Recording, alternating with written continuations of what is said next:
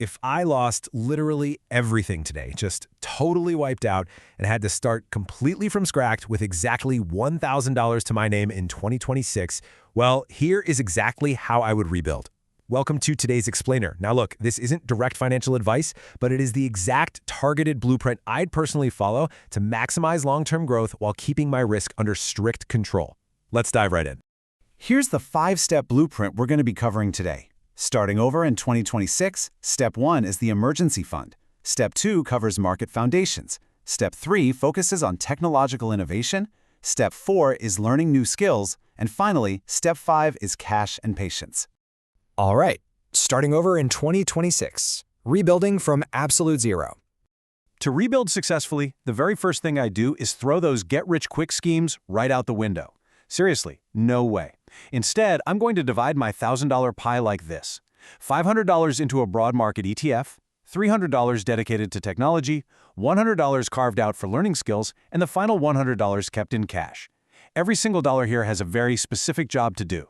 Step 1, the emergency fund. Because, let's face it, financial security absolutely comes first.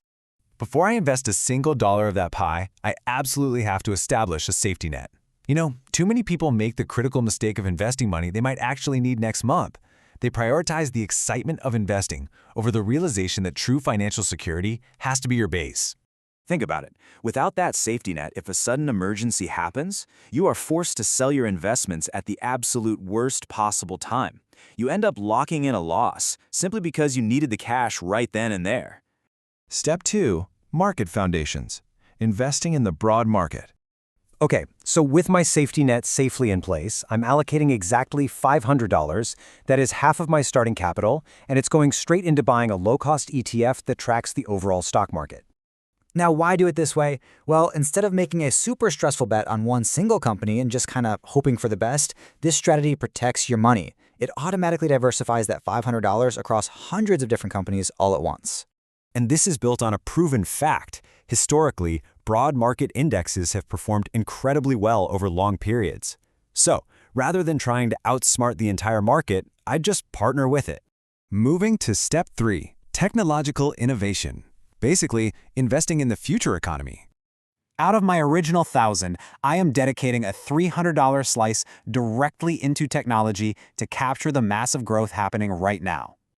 We are looking at the specific subsectors completely transforming the modern economy. I'm talking about artificial intelligence, cloud computing, cybersecurity, and semiconductors. These are literally the engines driving the economy in 2026. But a quick warning here. Rather than blindly chasing industry hype, my strategy focuses strictly on strong companies that already have proven business models.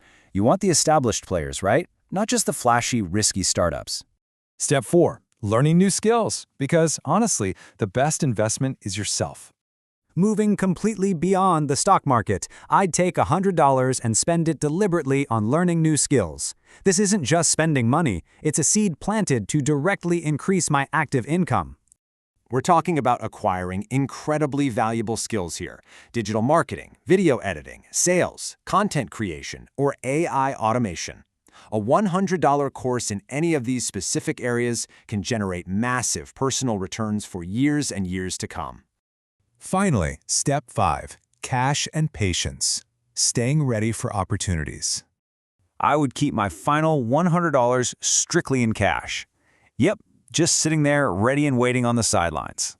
See, markets are constantly creating unpredictable new opportunities. Having this cash available allows you to take advantage of discounts when they inevitably appear. Honestly, patience is such a vastly underrated investing skill. So, to wrap up this explainer, rebuilding wealth from scratch is not about get-rich-quick schemes. It's about consistent, long-term wealth. It's about diversification, upgrading your skills, and having the sheer discipline to make smart decisions consistently over time. As you look at your own financial journey heading into 2026, I want to leave you with this to really chew on.